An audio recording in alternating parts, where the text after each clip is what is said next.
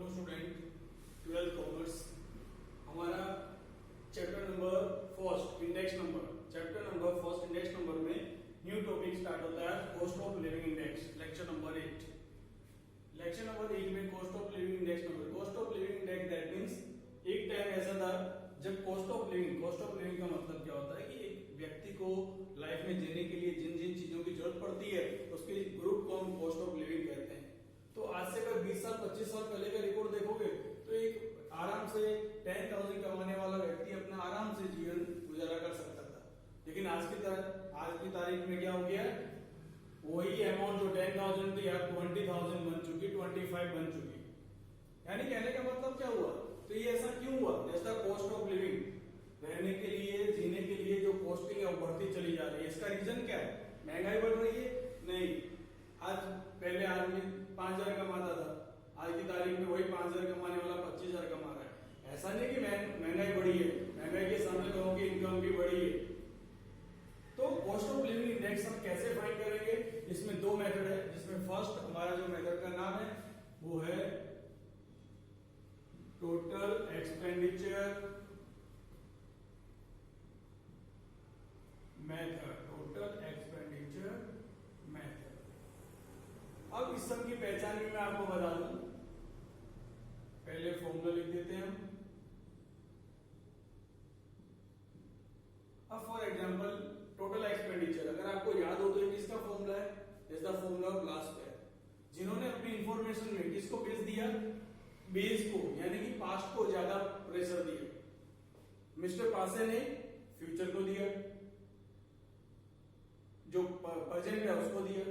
अब दोनों में एक कमी रहेगा, इस कमी को दूर करने के लिए मिस्टर फिशर आए और दोनों ने क्या किया, मर्ज कर दिया। दोनों ने एक दूसरे की कमी को पूरी कर दी।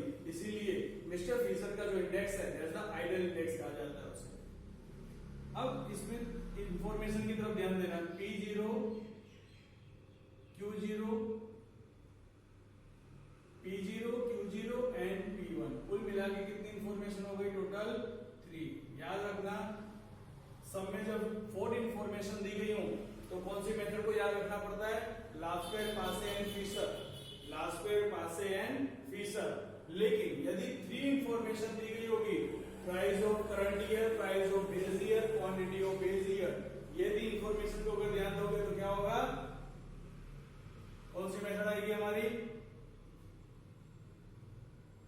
टोटल एक्सपेंडिचर मेथड या cost of living index number, that means family budget method.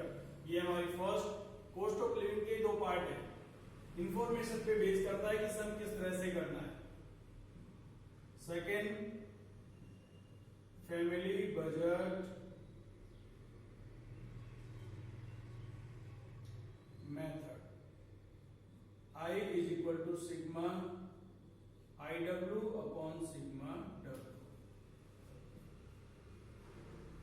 अब थोड़ा सा मैं सिंपल लिख रहा हूं। I को अलग अलग डायरेक्टली कभी दिया हो तो कैसे पहचानोगे? I फॉर इंडेक्स नंबर,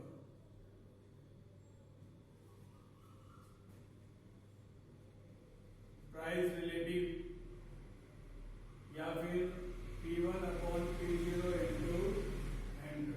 ये 3 पहचान है उसकी। डायरेक्टली कभी दिया हो तो इस तरह से पहचाना जा सकता है। उसी तरह से W इज इक्वल टू क्या है? Weight, WEIGST, weight. फिर P0 Q0, फिर relative importance,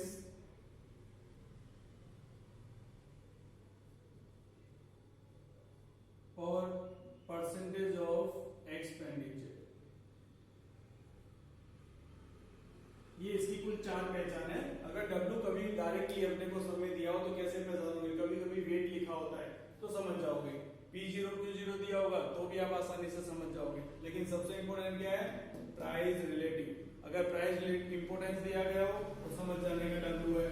percentage of expenditure दिया हो तो समझ जाने का क्या है? W दिया हुआ है। यानी कुल मिला के जो नेक्स्ट टॉपिक है, बड़े टॉपिक में से ये टॉपिक अपना सबसे बड़ा रह गया।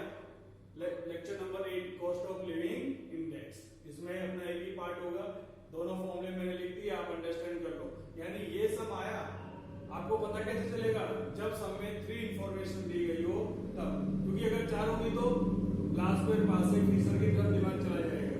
वो सम कितने मार्क्स में आता है? 5 मार्क्स में। ये सम कितने में आता है? 3 मार्क्स में। उससे पहले के जो सम किए वो किस में आते हैं? 2 मार्क्स में और 1 मार्क की थियरी। यानी कुल मिला के 12 मार्क का इंपॉर्टेंट चैप्टर है, बराबर। तो फॉर्मूले आप ध्यान से इसको देख लो, बराबर कि नहीं, अंडरस्टैंड कर लो, फिर मैं इसके बाद में इसका एग्जाम्पल शुरू करता हूं, ठीक है।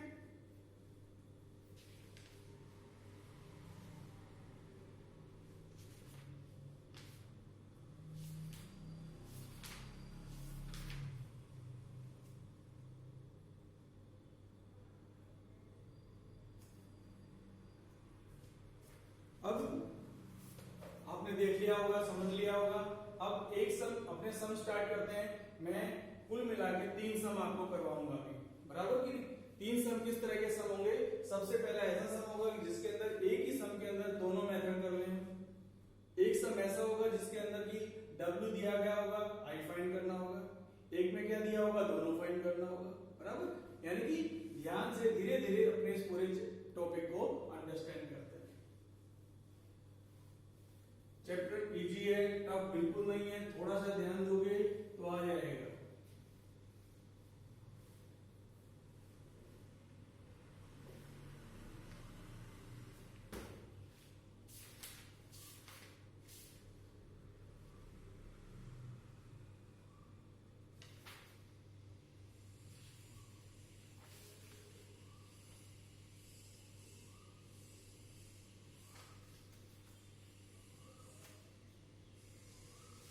अब हमें जो सम दिए हैं डायरेक्टली, जिसके अंदर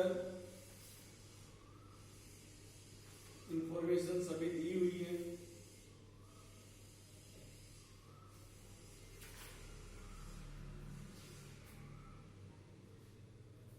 हमें दिया है find the index number, illustration number. पहले 11 देखते हैं, जो हमारे सम में हाथ में आया उसको देखते हैं। इलस्ट्रेशन नंबर 11 यहाँ पे दिया है, find the index number for the year base 2016 with the base year 2011। 2016 to 2011, तो इस पे ये याद रखना, 2011 that means base year, 2016 means current year. By weighted average method, weighted average method that means इसी का दूसरा नाम है, फैमिली बजट का दूसरा नाम क्या है? Weighted average method. अब हम फाइंड करते हैं, थोड़ा ध्यान देना। सबसे पहले दिया क्या है सब में वो देखो। सबसे पहले लिखा है items A B C D E,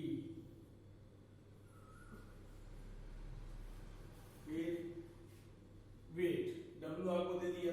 अगर W दिया है तो फिर सोचने की जरूरत ही नहीं है अपने को कि कौन सी मेथड। W दिया है यानी फैमिली बजट मेथड हो गया और वेटेड एवरेज मेथड हो गया।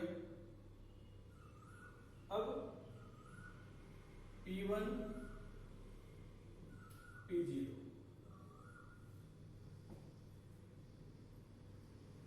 पहले P0 फिर P1 दिया हुआ है, क्योंकि ये प्राइस है 2011, ये प्राइस है 2016 करंट ईयर। प्राइस दिया है 160, 400, 50, 10 एंड 2। यहाँ पे 200, 600, 70, 18 और 3। यानी कुल मिला के आपने को इतनी इंफॉर्मेशन दी गई है। और क्या पूछा है? Weighted average method. Weighted average method. अब वेटेड एवरेज मेथड का दूसरा नाम क्या है? Family budget method. ये भी याद रखना। यानी कि कौन सा? Sigma IW upon sigma W, बराबर। अब W तो दिया हुआ है, हमें क्या फाइंड करना है? I का मैंने बताया आपको 3 सिग्मोल, P1 अपॉन P0 इंटू 100। अब इसमें से I फाइंड करेंगे। एक मैं लिख के बता देता हूँ, 200 अपॉन 160 इंटू 100। चलो फाइंड करते हैं, इसको डिवाइड करो, कैलसी निकालो। 125, फिर 600 divide by 400 into 100, 150, 70 upon 50 into 100, 18 upon 10 into 100, 3 upon 2 into 100, 150, 180 और 140। आपके पास आई आ गया। अब क्या फाइंड करेंगे? I W. क्या फाइंड करेंगे? I W. आई डब्ल्यू कैसे? ये आई आ गया, W that means multiplication. 40 into 125, 40 into 125 5000, 400 into 150 6000, 7000, 1800, 300। कुल मिला के टोटल आया 14550, 14550 डिवाइडेड बाय डब्ल्यू का total 100, 145.50। That is the family budget index number. अब इसके अंदर एक स्टेटमेंट लिखना पड़ता है, इंक्रीज डिक्रीज, यानी लिखना not increase in index number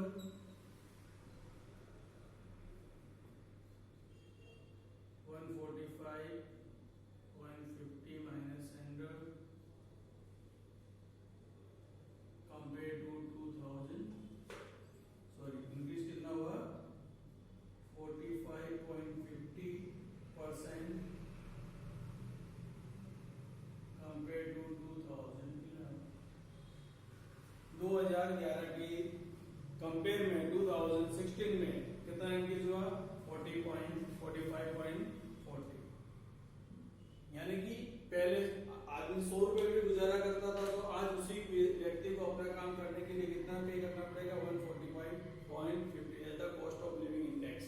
weighted cost भी कहते हैं, इसे कॉस्ट ऑफ लिविंग इंडेक्स भी कहते हैं। तो ध्यान से समझना इसको। और इस सम की पहचान सिर्फ इतनी है, ध्यान रखना। क्या पहचान है इसकी? जब सम के अंदर W दिया गया है, बराबर, अगर W दिया है तो कौन सा आएगा? कॉस्ट ऑफ लिविंग इंडेक्स के अंदर फैमिली बजट मेथड या वेटेड एवरेज मेथड, दोनों का सेम नेम है। और यदि P1, P0 एंड Q0 ये तीन इंफॉर्मेशन दी गई होगी तो ही टोटल एक्सपेंडिचर मेथड पूछेंगे, अदरवाइज वो पूछेंगे नहीं।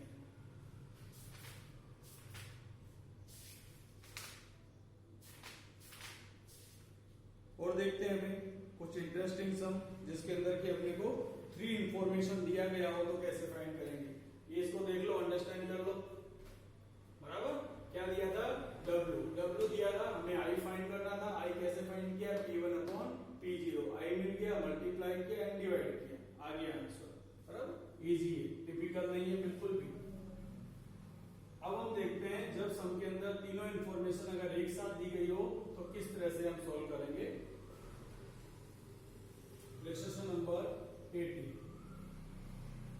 सम दिया हुआ है, आइटम्स दी गई है,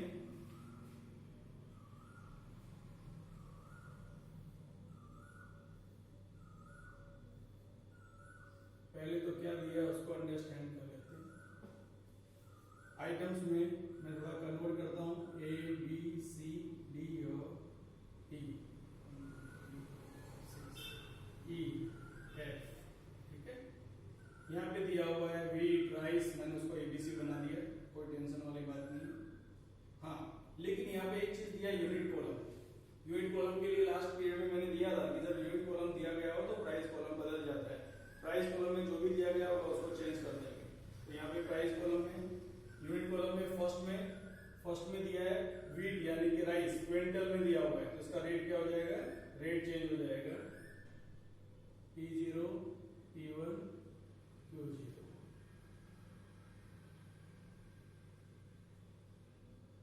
16, 18, बस जो चेंज था वो मैंने कर दिया। 35, 25,